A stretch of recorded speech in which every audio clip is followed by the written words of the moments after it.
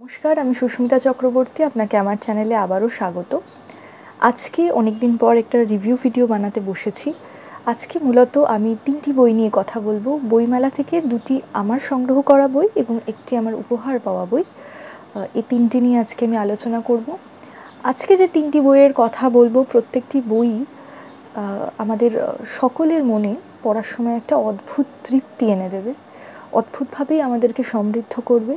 কোনোটা আমাদের স্মৃতি রোমন্থন করবে, অনেকটা পিছনে ফিরিয়ে নিয়ে যাবে, এবং কোনো কিছু আমাদের মননকে আরও অনেক বেশি সমৃদ্ধ করবে। প্রথমেই যে বইটা নিয়ে কথা বলবো সেটা হচ্ছে কালকুটের অমৃত কুম্ভের সন্ধানে। এটা আমার উপহার পাওয়া বই, তাই এটার আমি দাম বলছি না। এটা মৌসুমী প্রকাশনা থেকে প্রকাশিত।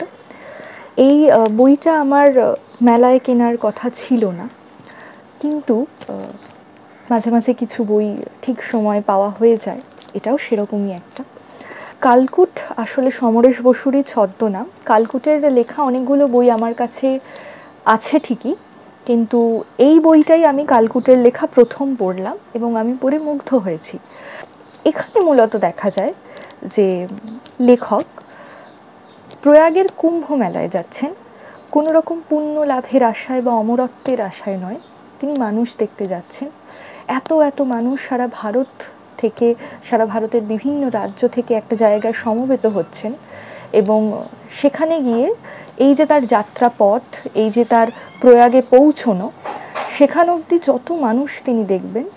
কালকুটের এই লেখাটিকে আমরা একটি ভ্রমণ কাহিনী বলতে পারি, কারণ এখানে প্রয়াগের কুম্ভ মেলার প্রধানত যে ধার্মিকতা বা অধার্মিকতা, এই ধরনের কোনো বিষয় নিয়ে এখানে আলোচনা হয়নি, বরং লেখক এখানে তার মানুষ দেখাকে, মানুষের সঙ্গে যে তার আলাপ হচ্ছে, সেখান থেকে দাঁড়িয়ে খুব ছোট ছোট কিছু সম্পর্ক তৈরি হয়ে যায়।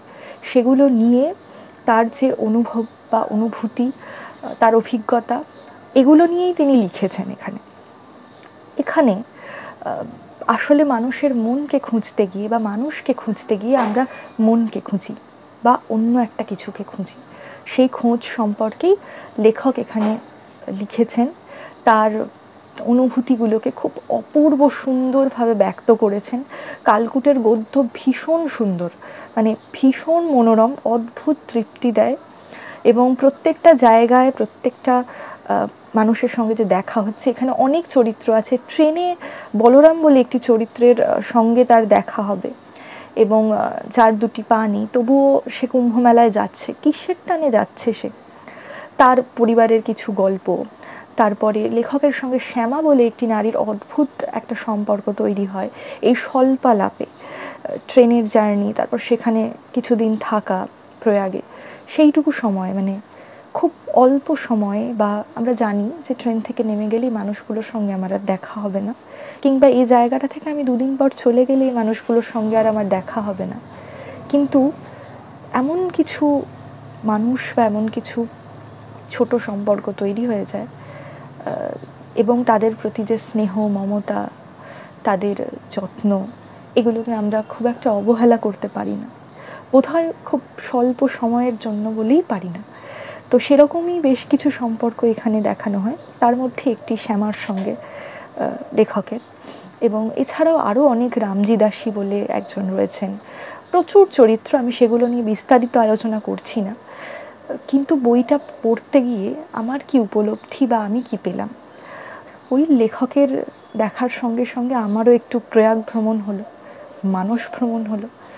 আমি অনেকগুলো চরিত্রকে দেখতে পেলাম, আমি অনেকগুলো চরিত্রের মধ্যে দিয়ে বাঁচতে পারলাম। আমার অনুভূতিগুলো অনেক স্বচ্ছ হলো। আমি আরেকটু ভাবতে শিখলাম, আমি আরেকটু দেখতে শিখলাম, আমি আরেকটু বুঝতে শিখলাম। আমার মানে ভীষণ কাছের বই এটা। আমি এবছর পড়া আমার অত্যন্ত প্রিয়, এবং খুব বেশি বই হয়তো আমার এখনও পড়া হয়নি, কিন্তু তার মধ্যে এইটা আমার ভীষণই প্রিয় বই। শুধু আজকের জন্য নয়, হয়তো আগামী অনেক বছরের জন্য। এখান থেকে আমি একটা খুব সুন্দর জায়গা আপনাদেরকে পড়ে শোনাবো, আপনাদেরও হয়তো ভালো লাগবে। গদ্যরীতি কতটা সাবলীল, কতটা সুন্দর, এবং খুব ছোট ছোট অংশ, মানে খুব কঠিন বাংলা ব্যবহার করে নয়, খুব সরল বাক্য, খুব সুন্দর ছোট গঠন, তার মধ্যেই সাধারণ লাইনগুলোকে যেভাবে লেখক অসাধারণত্ব দিয়েছেন, সেটা ভীষণভাবেই প্রশংসনীয় এবং উপভোগ্য। কালকুটের লেখা আমার কাছে আরও যে সমস্ত আছে, কোথায় পাবো তারে আছে, শাম্ব আছে এবং মহাকালের রথের ঘোড়াও আছে এবং আরও একটি বই রয়েছে। তা এগুলো আমি আস্তে আস্তে পড়ার চেষ্টা করব এবং অমৃত বিষের পাত্রেটাও বোধহয় পড়বো আমি। ওটা আনন্দের বই, এখন একটু দাম বেড়েছে, পরে আমি চেষ্টা করবো ওটা সংগ্রহ করে পড়ে ফেলার। পড়ে শোনাচ্ছি একটা জায়গা থেকে, ওটা পড়ে শোনাচ্ছি, সেটা 194 পাতাতে রয়েছে। তবু ঘরের হৃদয় মৌন আর চোখ ফিরছে সঙ্গে সঙ্গে পথে পথে। কে এক পথের মানুষ আত্মীয়তা পাতায়, তাকে ঘিরে রাগ হাসি, তার না খাওয়ার জন্য অভিমান, নিষ্ঠুর ও তিক্ত জীবনে বুঝি এই লোকগুলোই জিয়ে রেখেছে আমাদের মানবিকতা। এরকম অজস্র সুন্দর, মানে প্রত্যেকটা পাতায় পাতাতেই মনে হয় এত সুন্দর সুন্দর লাইন, যেগুলো পড়তে ভীষণ ভালো লাগে। কারণ আমি এটা পেন্সিল দিয়ে দাগ দিয়ে দিয়ে পড়েছি বইটা, এবং আমার মলাটও করা হয়ে গেছে, কারণ নয়তো সাইডগুলো নষ্ট হয়ে যেতে পারে, যেহেতু এই বইটার কোনো জ্যাকেট নেই। আমি যতদূর জানি এই বইটা মৌসুমি থেকে প্রকাশিত, এবং এই বইটা উপন্যাস রূপে আলাদা করে মৌসুমি থেকেই পাওয়া যায়, আনন্দ থেকে আলাদা বইটা নেই। কিন্তু সমরেশ বসু রচনাবলীর মধ্যেও সম্ভবত এটা আছে, কোন খণ্ডে আমি জানি না। আর কালকুট রচনাবলীর মধ্যেও রয়েছে, আমি বোধহয় ভুল বললাম, সরি, সমরেশ বসু রচনাবলী নয়, কালকুট রচনাবলী, যেটাও মৌসুমি থেকেই প্রকাশিত হয়, তার কোনো খণ্ডে বোধহয় এটা রয়েছে, কোন খণ্ডে আমি এক্স্যাক্টলি জানি না। আর অন্য কোনো প্রকাশনা থেকেই আমার জ্ঞানত এই মুহূর্তে এই বইটি আলাদা করে প্রকাশিত হয় না। এটার পরবর্তী বইয়ে যাওয়ার আগে এখানে একটা জায়গাতে একজন অন্ধজনের সঙ্গেও লেখকের পরিচিতি ঘটে, যিনিও কুম্ভে চলেছেন, এবং একজন অন্ধজন, একজন চক্ষুষ্মান, মানে যিনি দেখতে পান, তাকে জিজ্ঞাসা করছেন, আমি ঠিক চলছি তো, আমার পথ ভুল হচ্ছে না তো? খুব কঠিন প্রশ্ন, বেশ কঠিন, তাই না? বই, এটি একটি স্মৃতিকথা, এবং এটা আমি দেশ থেকে কিনেছি, অরুণোদয়ের লেখা কলোনি কল্লোলিনী। এটা খুব ছোট একটা বই, 150 পাতাও হবে না, 100 পাতার কাছাকাছি, 150 টাকা দাম, দেজের বই। আমি মেলা থেকে জাস্ট দেজের স্টলে ঢুকেছিলাম, বা মেলাতে আমি দেজের স্টলে যাই কারণ দেজের স্টলটা তো সাজানো ভীষণ সুন্দর থাকে এবং অনেক নতুন বই ওখানে রয়েছে এবং দেখে শুনে নেওয়া যায়, তো সেজন্যই যাই। অন্যান্য দিন এই সুযোগটা কলেজ স্ট্রিটে পাওয়া যায় ঠিকই, দেজের ভিতরে ঢুকলে, কিন্তু মেলাতে এই সুযোগটা বেশ ভালো মতোই পাওয়া যায়। তো যথারীতি দেখতে গিয়ে অরুণোদয়ের এই বইটা আমার হাতে নিয়ে বেশ ভালো লাগলো। আপনারা হয়তো অনেকেই চেনেন রাহুল অরুণোদয়, ইনি একজন সিরিয়াল করেন বা সিনেমাও করেন, অভিনেতা। তো এখানে মূলত তিনি তার স্মৃতিকথা লিখেছেন, অনেকগুলো লেখা রয়েছে এখানে, খুব ছোট ছোট, মানে 1-2 পাতা করে লেখা, মূলত তার বড় হওয়ার সময় কলকাতা যেভাবে বদলে যাচ্ছে, তার ছোটোবেলার স্মৃতি, ছোট ছোট ঘটনা, সেগুলোই তিনি লিখেছেন। আলাদা করে আমি গল্পগুলো বলবো না, কারণ অনেক রয়েছে এখানে। আমি বলবো যে তার বদলে আপনারা যদি এটা কিনে পড়েন, আমার মনে হয় আপনাদের খুব ভালো লাগবে। খুবই কম দাম, ডিসকাউন্টে আরও কমে যাবে। আর এই বইটা আমাদের অনেকটা ফিরিয়ে নিয়ে যাবে আমাদের ছোটোবেলায়। আমরা যেহেতু 2000 পরবর্তী সময়ের ছেলে মেয়ে, আমাদের 90s সময়ে ছোটোবেলাগুলো কেমন ছিল মানুষের, 80s শেষের দিকটা কেমন ছিল, সেইটা একটু দেখতে সাহায্য করবে এই বইটা। এবং অনেক ছোট ছোট জিনিস যেটা হয়তো আমাদের ছোটোবেলাতেও ছিল, এই বইটা পড়তে গিয়ে সেগুলো মনে পড়বে এবং খুব আনন্দ হবে, সেরকমই একটা তৃপ্তি দেবে আর কি। তো সেজন্যই কলোনি কল্লোলিনী বইটাকে আমি আজকে ভিডিওতে রাখলাম। এটা আপনারা পড়ে দেখতে পারেন, আমার বেশ শেষ বই, সেটা হচ্ছে পূর্ণেন্দু পত্রীর লেখা রাধাকৃষ্ণের পদাবলী।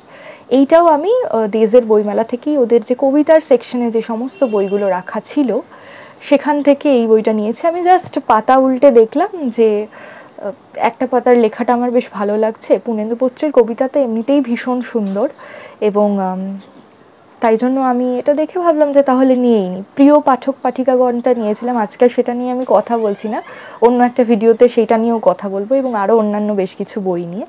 তা এই বইতে রাধাকৃষ্ণের যে আলাপ, কিভাবে দুজনের দেখা হচ্ছে সেইখান থেকে শুরু, এবং এখানে কালীয় দমনের ঘটনাটা রয়েছে। এবং এই বইটা যেটা বিশেষত্ব, যে এটা ওই রকম গদ্য আকারে নয়, এটা একটু ছন্দ মিলিয়ে নাট্যের মতন রয়েছে, কিন্তু ছন্দ মিলিয়ে কবিতা আকারে। আমি জানি না এই রীতিটাকে এক্স্যাক্টলি বাংলা সাহিত্যে কি বলে, কিন্তু সেভাবেই রয়েছে। তো বেশ কিছু খণ্ডেও এইটা বিভক্ত, মানে এই বইটার অনেকগুলো অধ্যায় রয়েছে, যেমন তৃষ্ণা, অপেক্ষা, তারপর কালীয় দমন, তারপর শেষের দিকটাও রয়েছে।